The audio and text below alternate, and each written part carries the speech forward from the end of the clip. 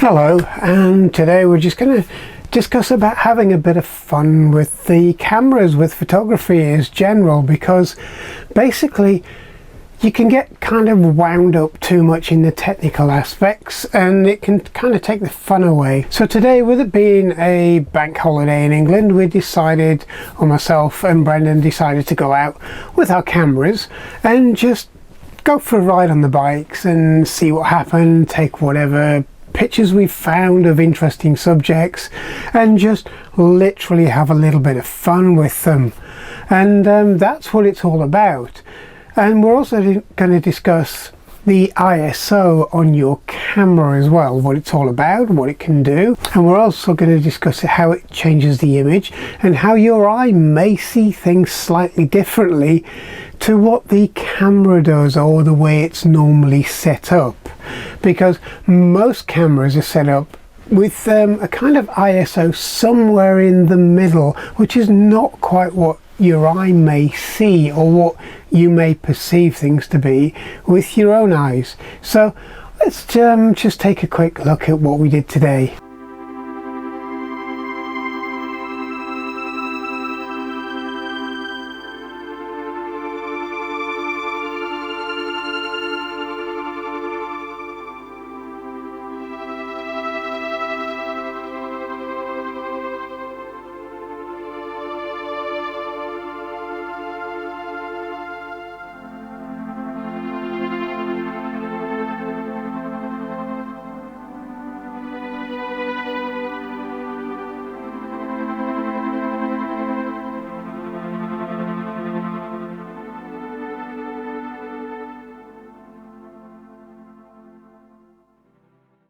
So that was just a few kind of pictures of what myself and Brendan took on our cameras, and we went out and about, not with these, with kind of big chunky DSLRs or mirrorless cameras as well. And we basically decided to take out our bridge cameras. So I took my Lumix, which is quite a nice little camera. It's a very good bridge camera. It's got a decent zoom on it, and it will do most of what you really want a camera to do. And plus, it was a lot easier to carry around on a push bike as well. So we were both on bikes, mountain bikes, just kind of having a bit of a ride around. And Brendan took out his bridge camera, which is his favorite camera. He's got two. They're both Fujifilm or Fuji cameras, and basically this is the manual bridge camera that he seems to like the most. And as you can see, we had a little bit of fun with them. Now what we're going to do is just going to cover the differences in ISO makes. And ISO, unlike your f-stop, works kind of in an order you would kind of think it would work. So roughly from 100 up to about 800 or so, and the lower the number, the less sensitive or the less light your sensor is going to process. And as you take it up to probably 800 or so, or depending on what your settings are on your camera, then it's going to let in a lot more light. Now, as you can see from this picture here, you can see that this first picture here is pretty much washed out. The subject is very washed out, the background washed out, and it's hard to distinguish between the two. Now, my eye, or our eyes, weren't seeing that. We were seeing a sparkle on the water. We were seeing a lot of reflections from the sun, and it was moving around as the water moved around. So by reducing the ISO, we basically got this kind of picture here. And as you can see, it kind of looks more pleasing. It looks more vibrant. It makes the colours stand out front and back, and you can kind of see all of the reflections of the water in the picture. Now it does make a difference, and it's fairly easy to do. Most cameras have a thumb wheel to change your settings, okay, and that makes it so much easier. And with these two bridge cameras, if you look through the viewfinder, you can directly see what's going on. The screen on both of these, whether it's the flip out kind or the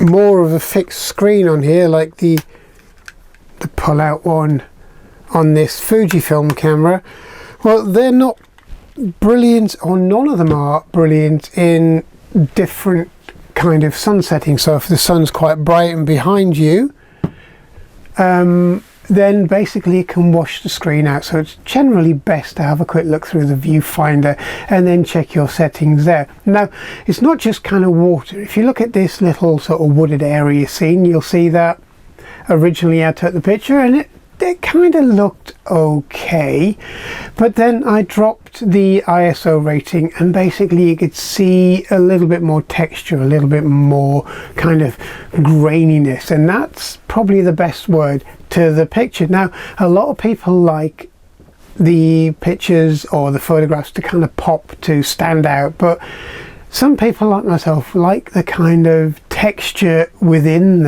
the actual photograph as well. So by dropping the ISO level, you can actually get a bit more kind of rustic feel to a wooded scene as well, and this is what we did here. And basically I prefer the kind of darker, grittier scenes, especially for woodland kind of areas. So this is kind of a preference, and a lot of people's preference may be different. It doesn't make it wrong or right, it's just a preference. It's very simple, the ISO. Basically all you're doing is making the sensor more or less sensitive. So the less sensitive you make it by dropping it down, the kind of less light it's gonna kind of absorb. When you get the sensor or the ISO rating to kind of the middle ground, then you'll kind of see that foreground background will actually pull out kind of a very good detail, and it's very croppable as well if you want to go down that route. As you raise the ISO and you get past the point where the sensor really can't cope with the amount of light that's flooding in, then basically all you do is you just get washed out pictures, and they're not very nice. And you've probably seen them yourself. You've probably taken it with a compact camera or even your phone and gone, oh, that's a little bit washed out, and it's something that, you know, you don't quite get the differences in shading and color and so on. Now, today wasn't really about, you know, being very technical with the composition and so on.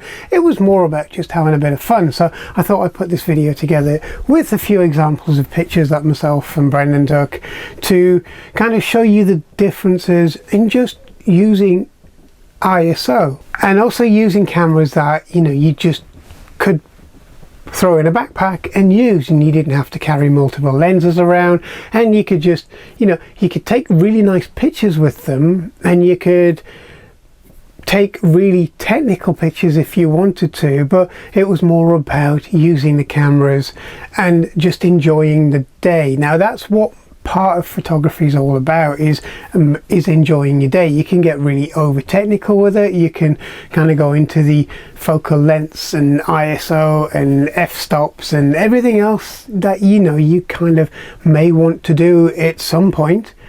But every now and again, just by using one setting, you can drastically change the look and feel of a picture. And that's what it's all about. It's all about enjoying yourself, having a bit of fun. Now, for those of you who are kind of new to this, which is what this part is all aimed at, you may have been slightly daunted about all of the technical stuff about ISO and f-stops and metering and so on.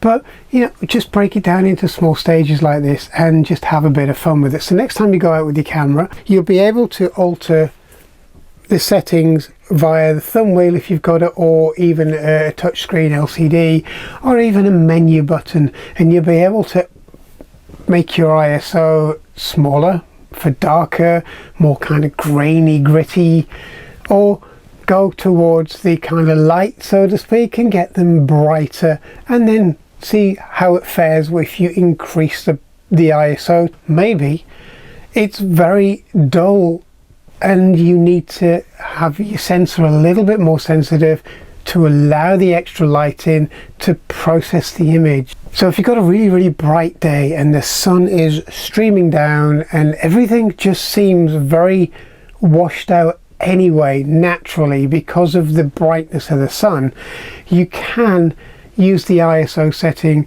to kind of take the edge off of it and bring a bit more contrast into that. Let the sensor not have to process the same amount of kind of bright light that's coming into it. So it's basically cutting down the sensitivity of the sensor, and you can then tone the picture or the image to your liking. Okay, so if it's a very dark day, you can do the opposite. You can keep increasing the ISO until you've got to a point where the sensor's really sensitive and light's flooding in, and you can kind of get around that slightly dullish look without, you know, going into all of the kind of rest of the things that you may have to do at some point on the camera, which we'll cover in future episodes. So I hope this made it relatively easy to understand, and I hope you enjoyed this, and I hope you enjoyed the snapshots from today and the differences between the two. So anyway, thanks for watching. Please subscribe and I hope to see you soon. Thanks a lot. See you. Bye bye.